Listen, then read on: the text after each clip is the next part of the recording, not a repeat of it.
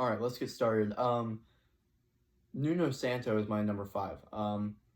He has become a very formidable manager and built up a real team in Wolves. Wolves obviously last season came from the championship and actually did very well in the Premier League. They finished in a Europa League spot, which is way better than anyone actually thought Wolves would do. They had a good roster, so I don't think anyone really expected them to get relegated. But they really proved that with a good roster and right management, a championship team can come into the Premier League and do very well.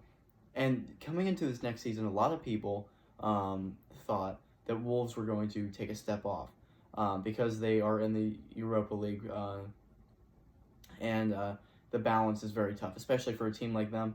The, the balance that they would have to figure out would be near impossible.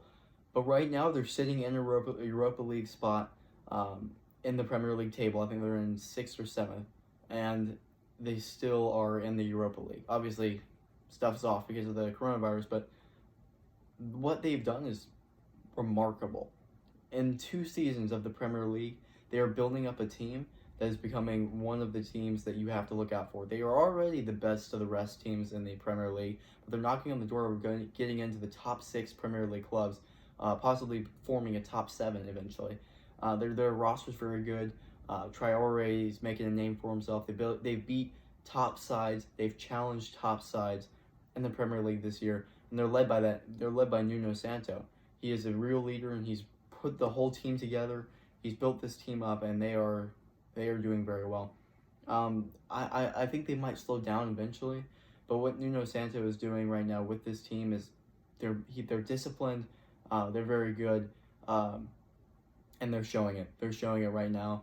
Uh, I don't know what's going to happen with the rest of the Premier League, but even if they don't finish in the Europa League spot and don't do much in the Europa League, even up to this point, I say it's a successful season for Wolves and Nuno Santo because they just dominated the rest of the clubs in the Premier League and really showed that they were there to play.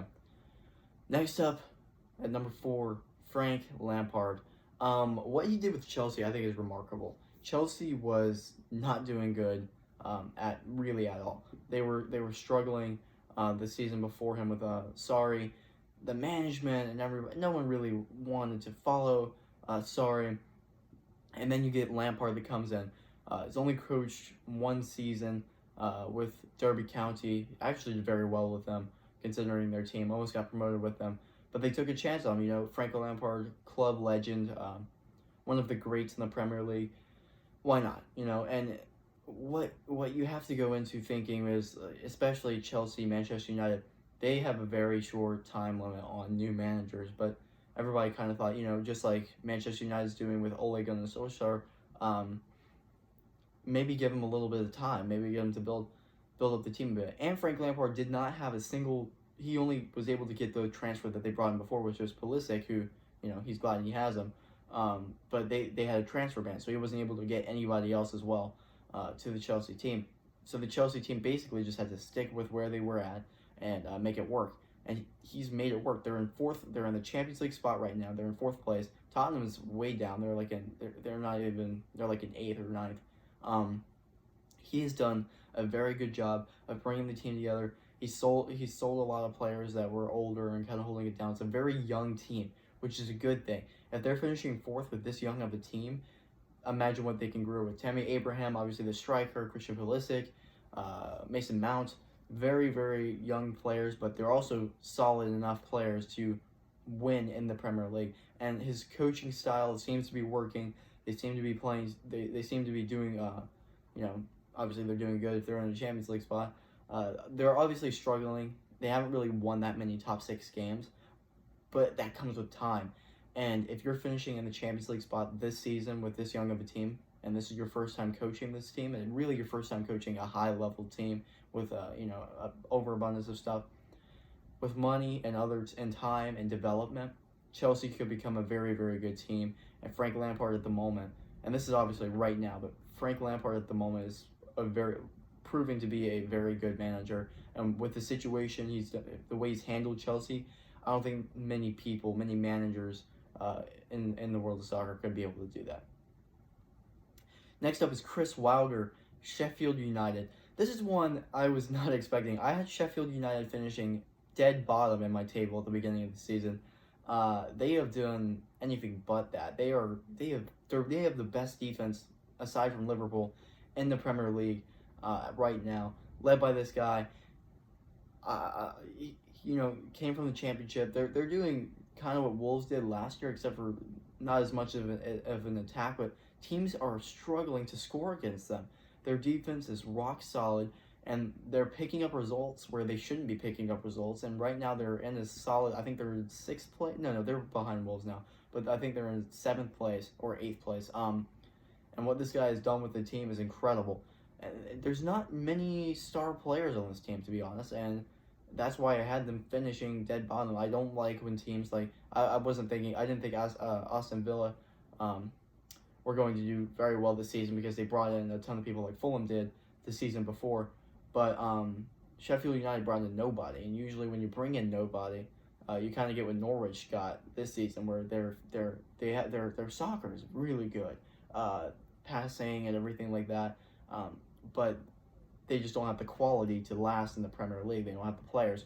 I thought that was what was going to happen. But this team is really linked together and formed a very solid defense. Teams struggle to score against them, and then they counter and score. It's worked for them. Sheffield United are, at least for this season, I don't think it'll last, but at least for this season, it's unbelievable. Okay, top two. Most likely you can guess who these are going to be. But at number 2, I have Pep Guardiola. Yes, the season has not been great for them. They are at 57 points. But they are also still in the Premier League. They're still in second. In the Champions League, which will be their last season for 2 years, I believe. They're doing good in the Champions League. And I don't know how this is going to finish out. But overall, Pep Guardiola has to be sad about the results of this season, the way things have worked out. But at the end of the day, he is still the second best manager in the Premier League. But he's not going to be happy with the results they've been having. And at number 1, Jurgen Klopp.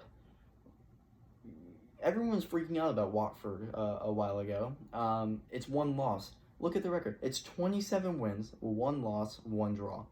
Still could potentially, whenever they resume play, break the Premier League record for points, goals scored, the goal differential, the wins away, at home. He's done unbelievable. Yes, they're out of the Champions League, but the main goal for Liverpool this season was winning the Premier League. We won the Champions League last year. The Premier League was the goal. Haven't had one in 30 years. He's done it. Right now, I believe it's like 27 points, the difference, 27 points between first and second. It's ridiculous. 2 games away, and Jurgen Klopp will secure the Premier League title, which will be, I believe, one of the fastest in history of the Premier League. It's impossible not to put him at number 1 in English soccer right now. And I think in the world of soccer, he is number 1 as well, Jurgen Klopp, even though he's not in the Champions League. Thanks for listening to the JT Media Podcast. Make sure to follow us on Instagram at JT Media Podcast, on Twitter, YouTube, we're there as well. Leave a rating where you can, and make sure to catch us next time. Thanks for listening.